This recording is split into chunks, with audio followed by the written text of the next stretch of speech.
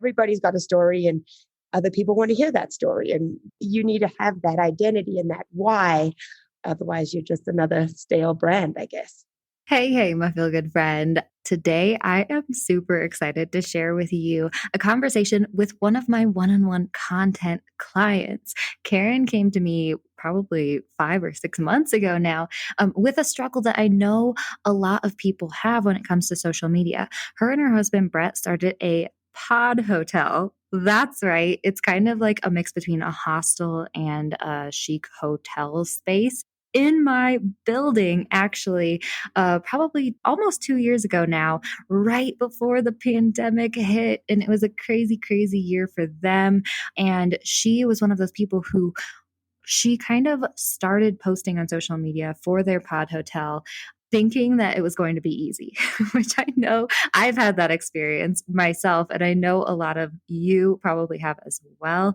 And soon she realized, oh my gosh, not only is this not easy, but I'm also getting so much in my head about it that it is taking up so much of my time and energy and stress and anxiety. And the best thing I can do for my business is invest in someone to help me relieve this stress, relieve this pressure, do it right so that I can free up brain space to show up for my business in the best way in other areas, right? To really step into that CEO role. Plus, I mean, they started an amazing pod hotel 1 month before the pandemic really hit us. And so it has been a tough year for them no matter what, but it has really been so, so much fun to work with them.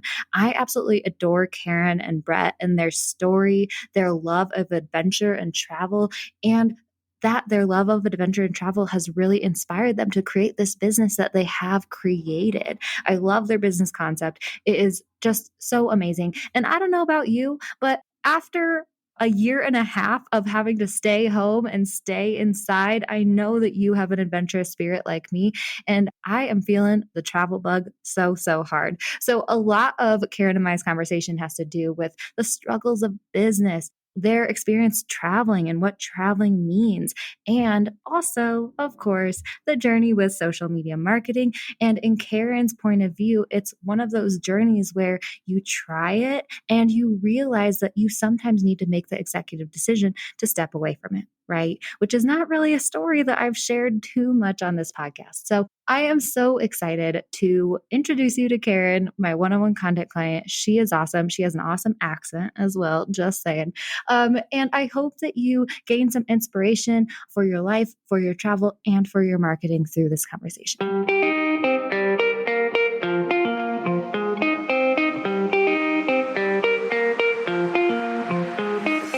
Hey, friend, and welcome to the Feel Good Social Podcast. I'm your host, Kinsey, and I'm here to help you market your business in a genuine way that works without wasting your precious time. On this show, we chat about social media strategy and mindset tips with a focus on, you guessed it, feeling good. So sit back, relax, and enjoy some genuine conversation for the good of your biz. Do you know what your brand vibe is on Instagram? I have a new fun quiz that's just for you, my friend. I, of all people, know how hard it is to figure out how the heck you're supposed to translate your brand to the gram. And with this quick 7-question quiz, we will help you hone in on your brand's personality, voice, and visuals so that you can show up consistently and create content that looks beautiful and feels on brand for you. This quiz is so awesome. It's been a long time coming, and I know that you're going to have a lot of fun with it. Plus, the results will help you show up in the best way for you. If you'd like to check out our new brand vibe quiz, just head to feelgoodsocial.com/quiz. Pretty easy. Head to feelgoodsocial.com/quiz to find out what your brand's vibe is on social media and start showing up there for your brand. Hi, Carryn. Thank you so much for joining, lady. I'm so excited to have you on the show. I did already introduce you a little bit in the intro, but I'd love to hear from you. Who are you? What do you do? And who do you serve? Oh, thanks, Kinsey. Thanks for having me on. It's we're so excited to chat about Cohabit, and yeah, that's really, really cool. Thanks for inviting me. Yeah, who are we? So I'm Carryn Burton. I live in Vail, Colorado, and my business is Cohabit, and we are a pod hotel. So kind of a unique concept, something a little bit different. As that hostel concept is really starting to evolve in the States. So we have our own little pod hotel here in our beautiful resort town. And I live here with my husband, Brett. He's from Michigan. I'm originally from South Africa. And we met out here, actually. So we have our family here now and our new business. Yeah. Oh my gosh. And I love it so much. And I love your guys' story. And I think it's so funny because we are very, very close. I am I live above you guys, which is so funny. And I just remember when you guys were opening, like my mom and I are kind of like travel nerds and we love like quirky travel things. And we were so excited. My mom like called me and was like, Kins, I saw on the news that there's a pod hotel like popping up in your town. And I was like, yeah, mom, it's downstairs. And she's like, oh my gosh, I have to stay there sometime. So it's so fun. It's cool. Yeah. So I would love to know, like, how did you guys get started with your pod hotel? Like, how did the idea come to you and what did that look like? Gosh, yeah, it's really something that we have just loved and wanted to bring to Avon for a really long time. And it was a few years in the making. But I have to say, probably what sparked it was just travel. Our love for travel. And my husband and I have traveled to dozens of countries together. And that's really what drove this idea of like, well, how do we bring something like this to our little resort town? We also have some hospitality and customer service backgrounds, and those two ideas just really merged. And when we began traveling, obviously, we were just on a budget like young travelers are. And that really kind of defined our style of travel because we were always looking for an affordable lodging option. We tended to gravitate towards hostels, really small family run, independents, B&Bs, that kind of thing. And it was out of necessity, but also we started to notice, well, that is really our style of travel. This is what we love. And as we traveled, we would gravitate and choose these communal settings and where you could meet lots of other backpackers and this like sense of social community elements. And we had worked for the Ritz-Carlton for a little while and did have some fortunate opportunities to travel and stay in some beautiful hotels and resorts. And I have nothing against a fancy hotel or beautiful amenities. But what we found is those were not the experiences that were memorable. Those were not what defined our trips. Those were not the things that we still to this day come back and talk about or reminisce. We loved the connections with people. We met these great friends. We would have these bizarre interactions where we would sit all night on a patio with the owner of a little hotel in Brazil, and he would tell these wild stories. And that's what we really loved. And that's really what we started thinking, well, yeah, a nice hotel could be beautiful, but those were not really the things that we loved. And we came back to Vail and thought, we need something like this. We need something affordable where people can come and they have similar lifestyles and they want to be in the great outdoors, but then they want to come back and meet like-minded travelers like that. And that's really what was missing here. So it really defined like how we like to travel. And to this day, still, that's how we like to travel. And that's the kind of properties we're looking for. Yeah, I love that so much about the way you guys like to travel, about like your pod hotel and all the hostels that you went to and that you got inspiration from, because I really love like the storytelling aspect of marketing and just being a human in general. And that's what it feels like, right? It's like, what stories are you going to tell after your trips and after your travels? And it's really the stories that are kind of quirky or different, aren't necessarily about like the fancy hotels and all that stuff. It's about the places that you make connections with the owner and all that stuff. Like that just like gives me goosebumps every time I hear stories like that. Cause it's so cool. And that's what I really like try to drive home when it comes to like social media marketing too. And I think that that's why I love working with you guys so much, you know? Definitely. Everybody's got a story and other people want to hear that story. And you need to have that identity and that why. Otherwise, you're just another stale brand, I guess. Yeah, yeah. Okay, so I would love to hear a little bit about the story of you and Brett and how you guys met in Vail, because I know that you met in Vail and then you got married up in Beaver Creek and Avon, and then you guys have done like a lot of traveling yourselves together as well, and finally opened the Cohabit Hotel. So tell me a little bit about how all that happened. Yeah, we met out here. Gosh, I've lived in Vail now 16, almost 17 years. I think Brett is 14 or 15 years. So just by chance, we were young, working 40 area on the golf course for a summer, met, and we just realized we loved all the same things. We loved the Vail Valley. We loved the winter sports, the skiing, and then we also loved the summers and golf and biking and rafting and all these things. And immediately started traveling. He had done quite a bit of traveling in his college days in Europe, and I had done some traveling. And then together, we immediately realized, oh, we really both love this. So it clicked, and our first trip together was to the Philippines, and then it just became this constant in our relationship. We were lucky enough that we have long off seasons between the winter ski seasons and the summer seasons. So it was like a twice a year thing.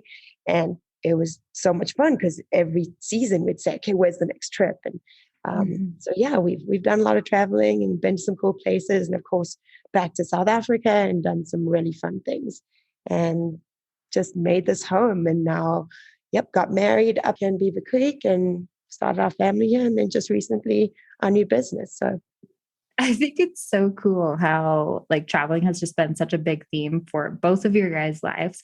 And then being together as a couple, and then your business that you've created. Like I was chatting with someone else about this, how I think it's really, really difficult to create a business that you really don't feel like an underlying passion about in a way, right? Like when I first started social media marketing, I remember calling my mom like once a week, being like, why did I start a social media marketing business, mom? Like, I'm not a huge fan of social media and whatever, whatever. And then something clicked in my business where I started leaning into the authenticity, the storytelling concepts, the content creation, like making it a creative outlet for me. And like now it feels sustainable as a business, whereas before it didn't. Does that kind of feel similar oh, to you guys with the travel? and I think you'd asked me that before. Like, well, what have been your challenges with being an entrepreneur, and what have you overcome these challenges? And I really thought about it, and that was probably the biggest thing for me, is just this perception of this glamorous, be my own boss. It's so cool, and wow, I don't think that's there. I don't think there's all that glamour, and it's all consuming. It's like physically, mentally, emotionally draining to run your own business, and you live it all day, every day. And if you don't love it, if you don't love your story, if you don't love why you're doing it, you're not going to love it. Because I think that was the biggest misconception, is that, oh, I'm going to start this business and I'm just going to be this like cool business owner. No, it's not. It's not true. I'm here mopping floors and I'm doing the front desk. And if you don't love it and love what you're doing, I don't think the glamour is there. So Yeah, I totally feel you you. need to just love. You need to be doing it for the right reasons and really love it. Yeah, yeah. And like also have those things, I think, to fall back on during those days when you're working the front desk, during those days when I'm creating content for clients that like feels hard or something like that. It's like, no, like what do I truly believe, value? What's my why? It's exactly what you just said. And it just helps you get through those hard days, Yeah, because there's always going to be hard days. it's just not easy. So if you don't like what you're doing and you can't find a passion in it, then those little things will just, I think, break you. It'll just get too hard. But when you love it, there are days that I'm here doing mundane housekeeping things, and I still come back to, well, I love this business and I love this place and I love what we're doing. So I might not love this specific task, or that I've been on call all day and all night. You've got to love it.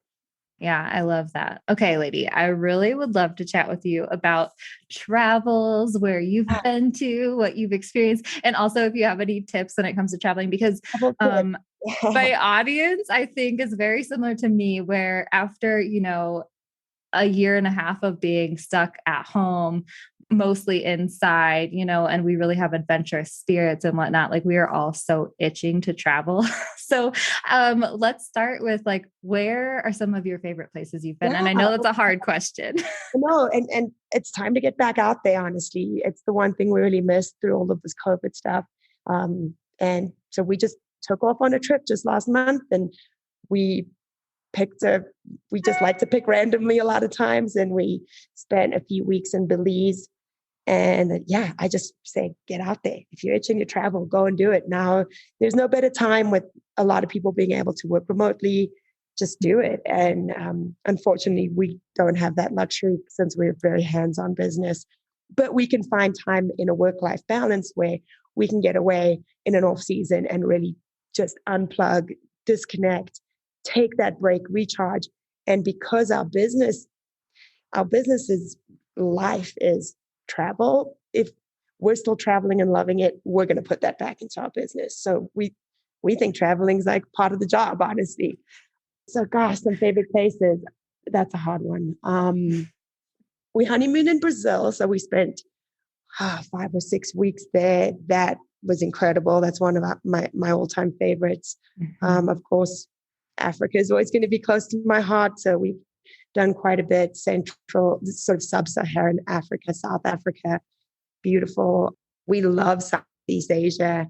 It's just a completely different culture there. So the Philippines, Cambodia have been up there for us. Gosh, too many to list. Peru is amazing. South America, we love. Turkey's was a big favorite. Yeah, we've been kind of all over, and everything's got a different appeal. So I guess it depends what you're after, but we like rustic travel. We like the more backpacker style. We prefer very different cultures. So we tend to do Africa, Central, South America, Asia, those styles of trips. And that's really what we love. I love it so much. I cannot wait. Like South America has been on my list for years. Oh, there's Stan. Sorry about that.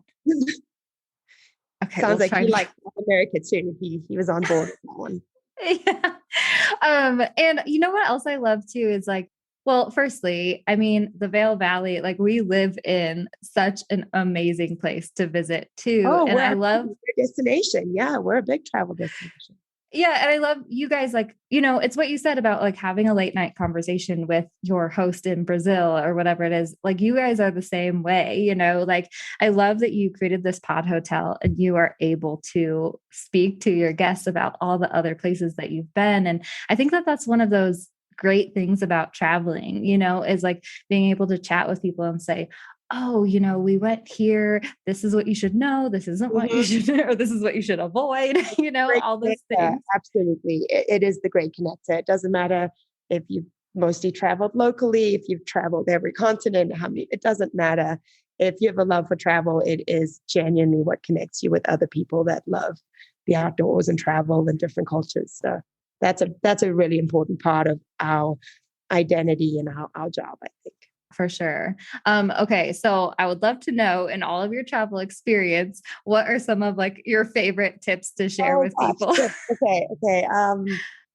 You almost learn something new about yourself or travel on every trip. Mm-hmm. Let's see. I have to say, like, number one travel tip, be flexible. And that took me a little bit because every trip, I just wanted like the perfect trip, the perfect day, the perfect plan. And it does not happen. So be flexible. Try not to worry when things don't go right. They don't always go right. Sometimes it's through, things that you can't control. Sometimes it's travel error and a day just doesn't go the way you wanted it. And if you can roll with that and be more flexible and be more accepting of these changes, some of those bad travel days turned into our most favorite stories or completely changed the trajectory of the day, and it ended up actually being awesome.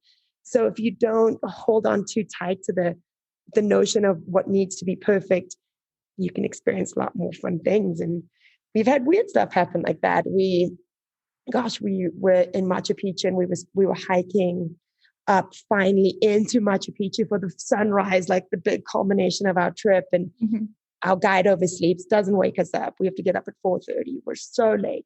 We're furious. We start the day out exhausted, but we run. We're running up to Machu Picchu, up this trail, and it's pouring rain, and we're late, but we make it before sunrise. But we're just like, I don't know, we're like so stressed and feel like, this like perfect day has just been ruined. And we get up there but we make it before sunrise. So we're like, okay, it's not going to be too bad. And the sun's coming up and we take one picture and our camera battery dies. We realize, we haven't charged our camera. Mm-hmm. And we just look at each other and go, what? This is like the pinnacle of this month-long stay in Peru. And here we are at the top of Machu Picchu, sunrise, no camera, soaking wet. And we just laughed about it, found a spot, charged the camera, spent the whole day touring around Machu Picchu, and it was brilliant and perfect. And it didn't start out perfect, but I think if you can just let go and have that flexibility, it's amazing what can happen. Oh my gosh, such a great tip for travel. Firstly, like my Brett and I, our first big trip together, we were like 8 months into dating, and we were living over in Summit County at that point, and we rode our bikes to Frisco from Breckenridge to get a beer at Prost, the German bar over there that's also over here. And we were like kind of a little buzzed on German beer. We looked at each other and Brett goes, do you want to just like quit our jobs and climb our way through Asia this summer? And I was like, yeah. And so like 8 months into dating, we go on this like 6-month trip, and we started in China, and oh boy, if China was like going through the ringer of like learning flexibility, then that was like, this is a great place to start, kind of thing, like diving into the deep end when it comes to travel. Yeah. But it was like so nice, like I definitely through China was like, gotta have everything planned, gotta do this, gotta do that, gotta do whatever. Cause like there's no English really. And so we printed out all of our itineraries, we bought our bus tickets. And there was one time when we missed the Chinese bus. And I like started freaking out. And then I realized, wait, Kinsey, you've already been like traveling through China for 3 weeks now. And like, I know you thought it was going to be like, it needed to be super rigidly planned. I knew you thought that like you couldn't do this. We thought we needed to bring toilet paper, like all these things. But like I had this freak out moment, and then I was like, wait, I know how to buy a bus ticket in China at this point because we've been doing it for 3 weeks, and it was fine. And just like learning that lesson of like flexibility. And you know what I love about this too is I think that a lot of life lessons can be applied to different areas of your life, right? And so as you were talking and saying about your journey up to Machu Picchu and everything was going wrong and just realizing you need to relax, like that so reminds me of everyday life and business too. I freak out all the time, like, oh my gosh, the computer's not working. Oh my gosh, the internet's not working. Oh my gosh, all these things. And I really think that one of the best things you can do as an entrepreneur is just to take a deep breath and take the urgency out of situations. Yep, exactly. Just kind of roll with those punches. And again, when Brett and I talk about some of our blunders, and we've had many, or some of the uncontrollable things, they've turned into these ridiculously funny stories or really great endings, or something unexpected happened. And we just needed to let go of that. And so that was a big lesson. So I don't know, a couple more, maybe a couple more tips. I make copies of things. This is like a thing I've always done since day one. Mm-hmm. We've had some things happen, a bag gets stolen or whatever. So make a copy of your visa, your passport, your driver's license, and an important contact number, and put a copy in each bag that you're traveling with. Because we've been stuck in random places on a border without a bag, and there is no way to contact anybody and no way to find your passport might be gone. And so that's been a savior for us once or twice with some unfortunate happenings. So I always do that as like my backup plan.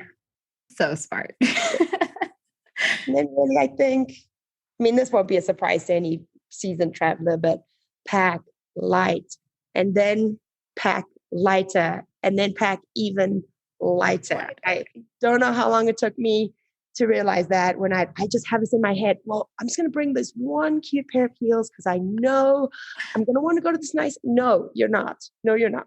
Put everything that you want to take out on your bed and then pack half of that.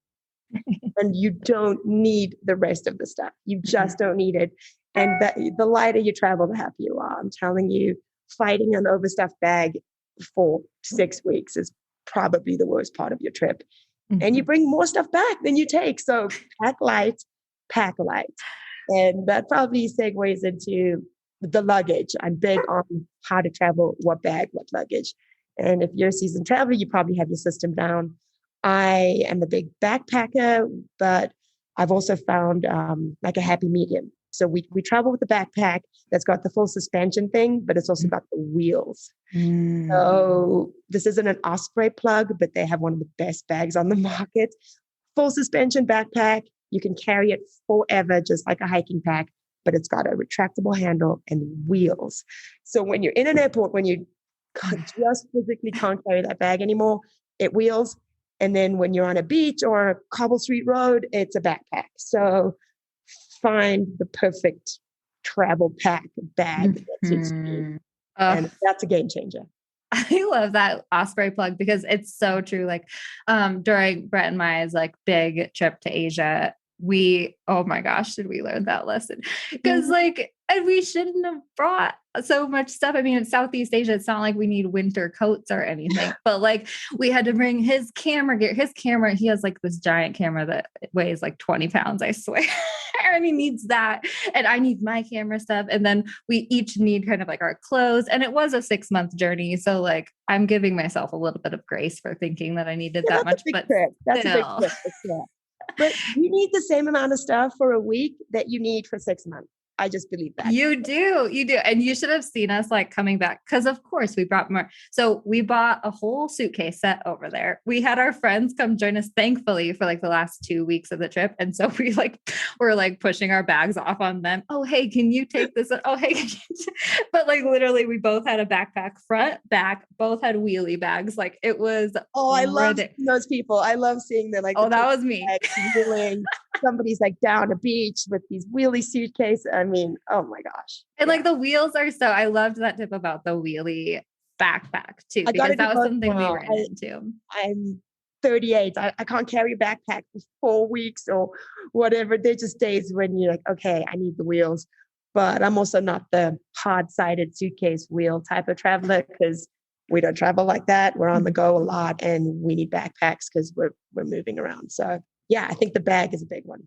Yeah. And I love how you're like, you know how my brain works and stuff with like marketing and business and then relating it to you and stuff. But like, it makes sense like that you guys would create a pod hotel. Like not only is that like one of the most important parts of like your traveling experience, but also like minimal travel. Like, you know what I mean? Yeah. It's just like the perfect bag, right? We took all the elements that we wanted and try to design the perfect lodging.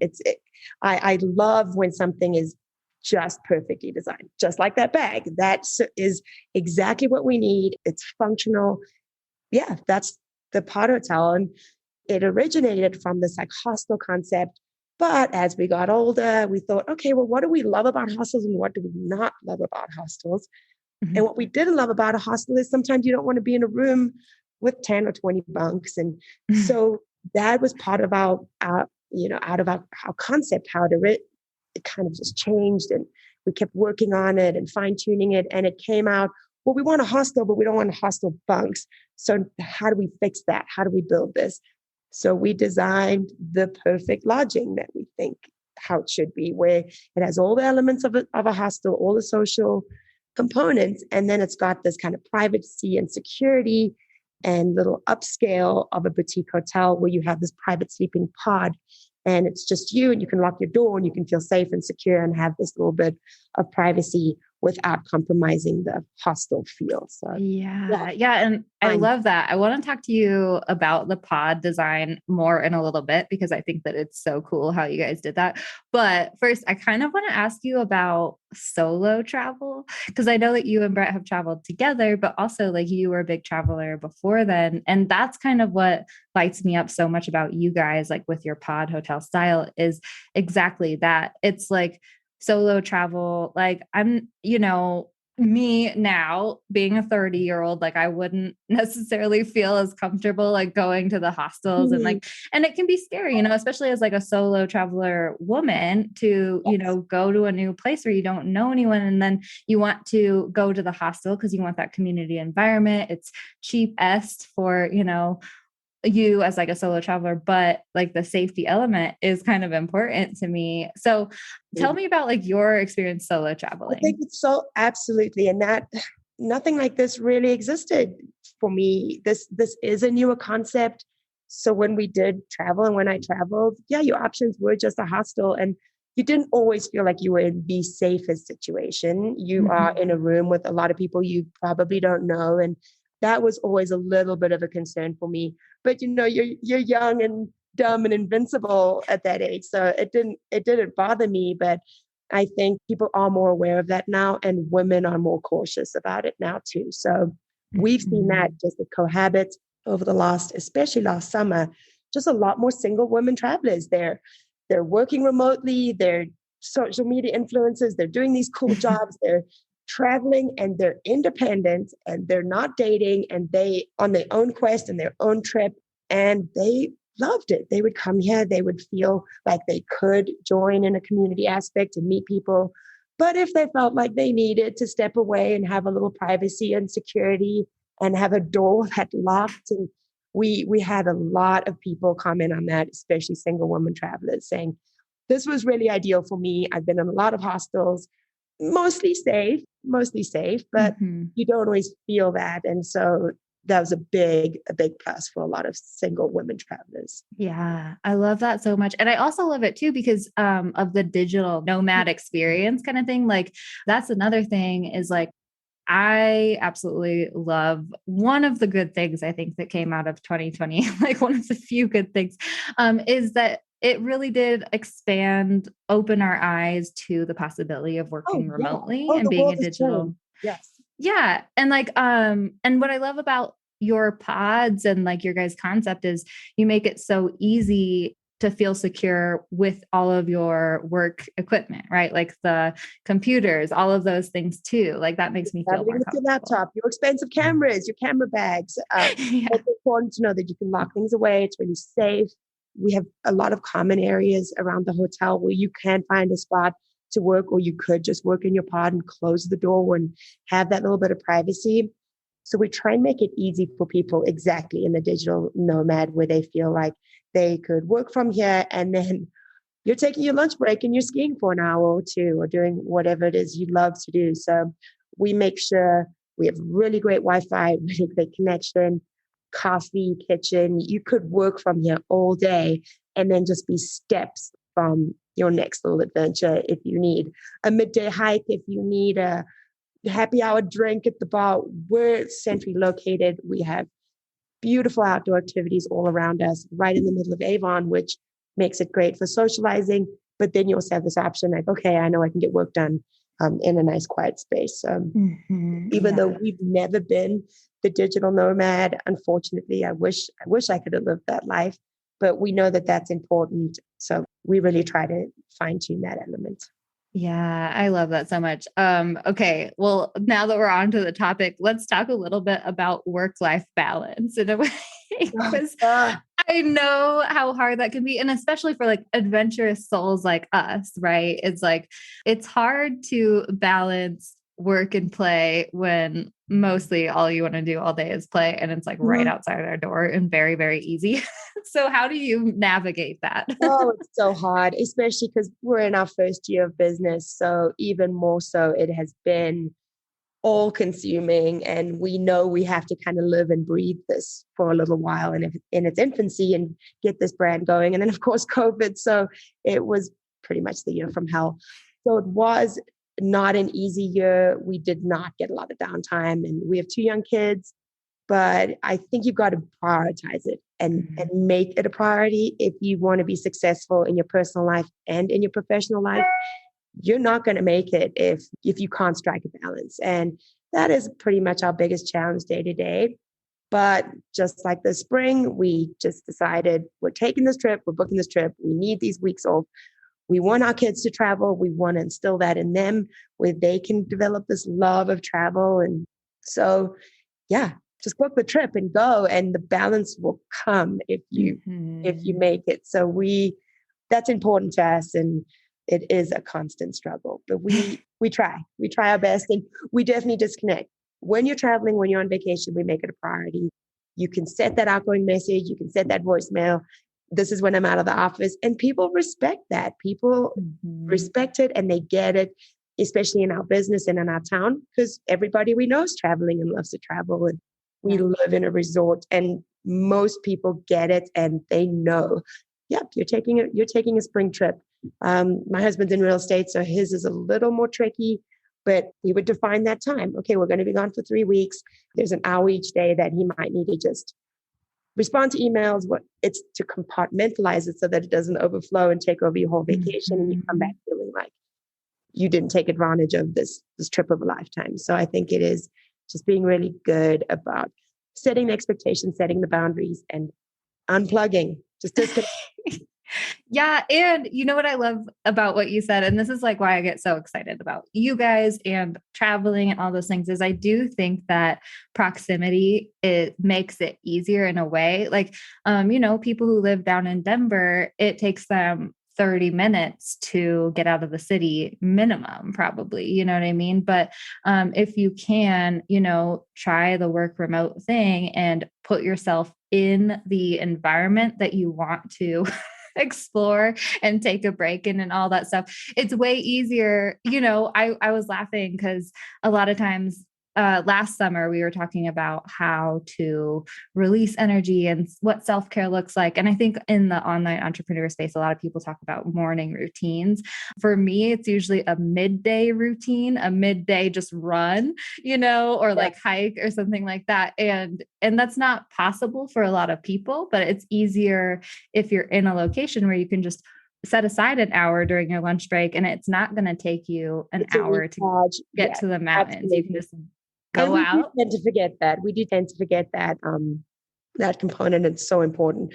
My husband Brad's actually really good at that. He does like the miracle morning, so he's got the gratitudes, the meditation. I'm so envious that he can just do it and set that time aside. I feel like my mornings are just frantic. We've got a 1-year-old and a 3-year-old, and just getting out the door is crazy. But I put it on the back burner, and that's not enough self-care. You do need to make time for it. And like you said, if the middle of the day works for you, if the evening works, if the morning works, get outside, get some exercise, take some time for yourself, turn your phone off, whatever that means. But I think people are getting really good at it. If you're in the digital nomad, that balance is your life and your career. So it's impressive to see people balance that really well. For sure. Yeah. And it takes practice. And, last summer I felt like I was getting into a really great, like midday run routine, but definitely over the winter, I let that slide again. So we're going to try to hop back on that horse soon. Okay, lady. Well, I would love to chat with you a little bit more about Cohabit. I know that you guys had like a really, really hard first year. Can you tell me about some of the struggles that you guys have gone through and how you've managed through the pandemic? How much time do you have? Right. Struggles of a small business. It was a struggle from the beginning. We had several challenges, everything from construction, like the normal things. That was really difficult. And then the concept. So things got delayed. We had some construction delays. Obviously, financing is always a trouble. You're always trying to raise finances, and the answer you get when you're starting in your business and when you're an entrepreneur, someone says, the bank says, wow, what a great idea. Come back to me in a year and we would love to give you that money. Well, if I'm successful in a year, I don't need the money. This is so I know a lot of entrepreneurs probably feel that way. Just a lot of closed doors, and you got to persevere and get really creative. So lots of challenges with that. Anybody that's built or remodeled anything knows that construction has its own set of problems. And then trying to drive the concept of a pod hotel that isn't very well known. It's a lot of education and trying to get the word out and the idea out, and trying to change the misconception of a hostel. Like hostels just aren't that common in the States. They're gaining popularity. You're seeing them popping up.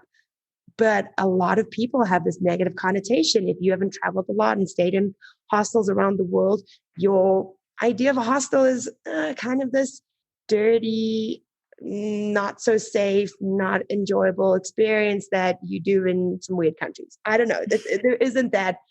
And that is changing. We're seeing that a lot. We're seeing hostels popping up all over. We're part of a hostel collective, and we're seeing some amazing things and people's minds being changed. So that was a big challenge for us.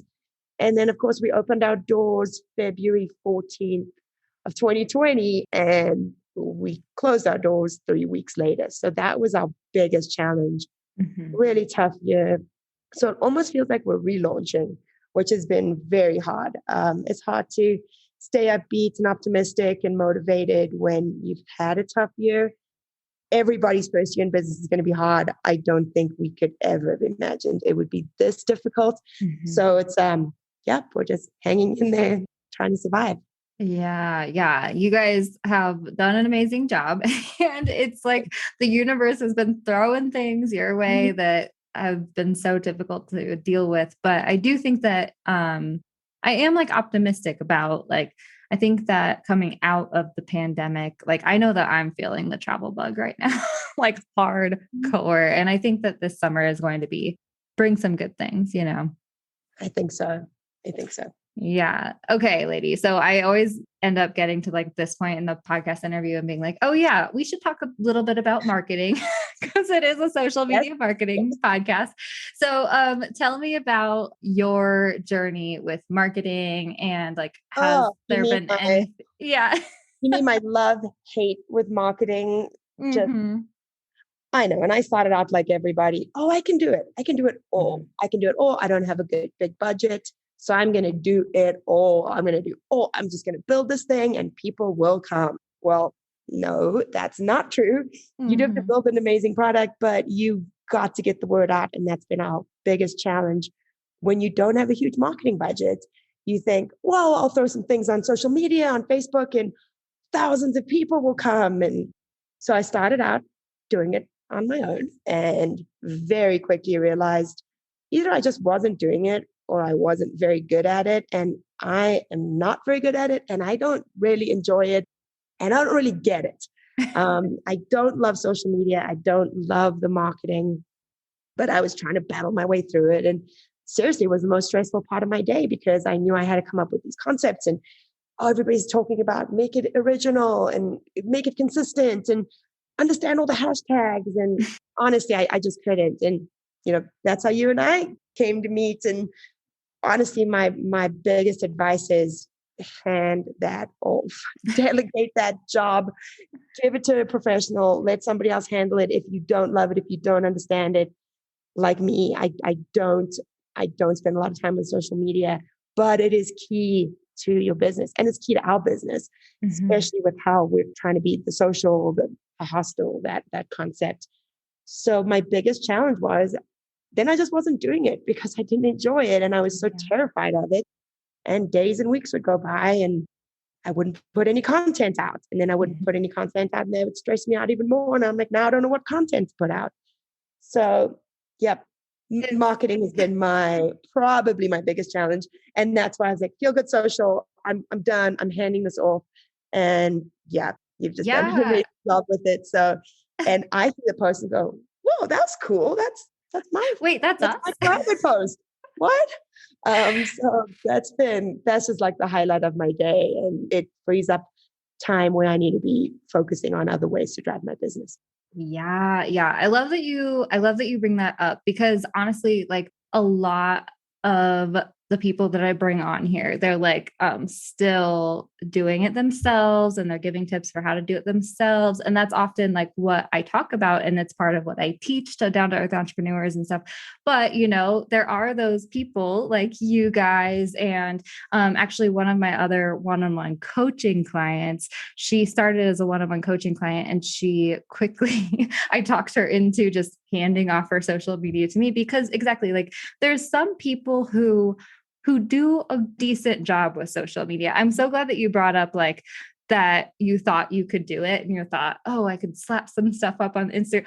I had that experience. Most of everyone I've talked to about social media marketing has had that experience before, but it's just not the case, So some people, and not anymore. It's changed so much. 5-10 years ago, maybe you could have thrown something up because everybody was looking at it. Now the space is so busy and so competitive. If you're not really good at it, you're just going to get lost and you aren't going to get the results you want. And it didn't take me long to realize that. And here's the other thing too. I love what you brought up is like, you think you can do it. All of a sudden you realize it's too much work. And all of a sudden you haven't posted for a month. And then you have all this anxiety. And then it takes you a long time to create a post because you don't know what to post and all those things. And it is so much easier to just hand it off to someone and have that person help you show up consistently. And it opens up so much more like emotional space, energy. The hours I was wasting not posting would be mind-blowing. I mean, I would just sit and stress and think about it and still not post, like spend hours out of my day, like just I haven't posted anything.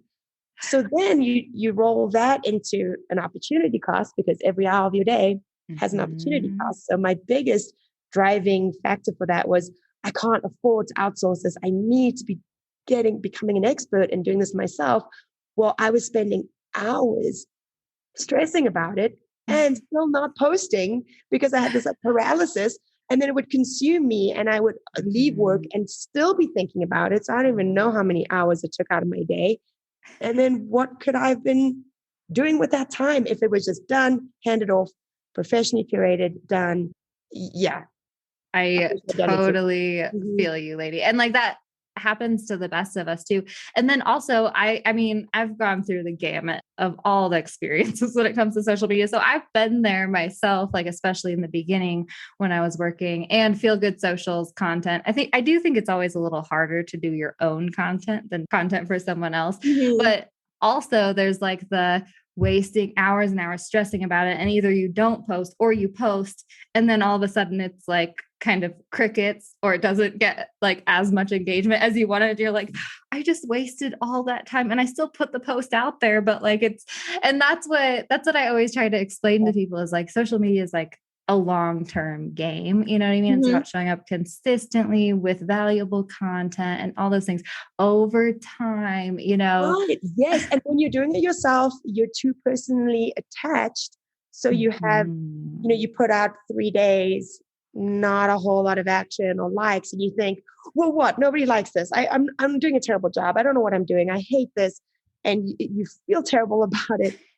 And it's been 3 days. And that happens when you're a little too close and personally connected to it. Whereas now I can step back and see the long game of what we've been doing with my marketing on social media, and it's falling into place. And I don't feel this like stress and anxiety over, well, I put out that post took me 6 hours and it's perfect and it's brilliant and nobody likes it. And now I hate it even more. And so when you remove yourself from that, it's better. Yes. Thank you for sharing that, because that's something that we all go through, right? Like it's often like we're too close to it. And social media is built to make you feel that way. Unfortunately, like, that's how the platforms are built, to make you feel kind of the FOMO, to make you look at the vanity metrics and make that be a part of your worth, and all that stuff. Like, that's just like a constant thing. And then when it's for your business, especially, it doesn't really allow you to show up as the empowered CEO entrepreneur that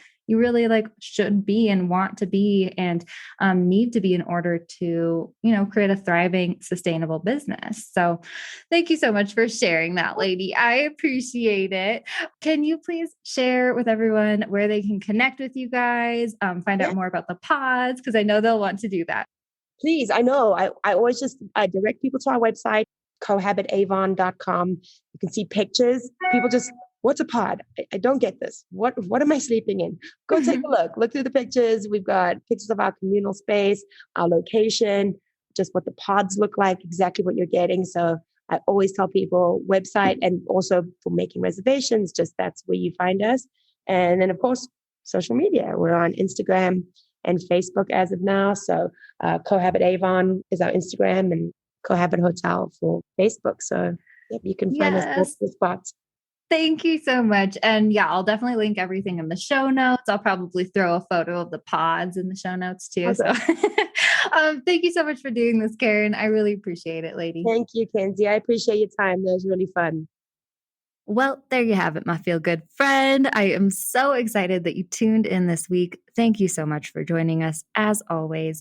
And if you do enjoy this episode, if you liked what Carryn had to say, definitely share this episode to your Instagram stories. Tag me at Feel Good Social and Carryn and Brett at Cohabit Avon.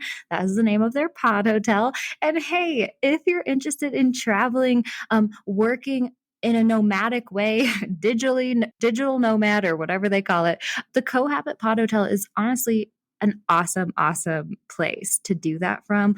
There's a reason that I live where I do, and it's because there are so many awesome adventures to be had. And I love the concept that they have of being able to just come and do your work and also get outside super, super easily, right? So definitely check them out as well. I would absolutely love to bring you to my area of the country.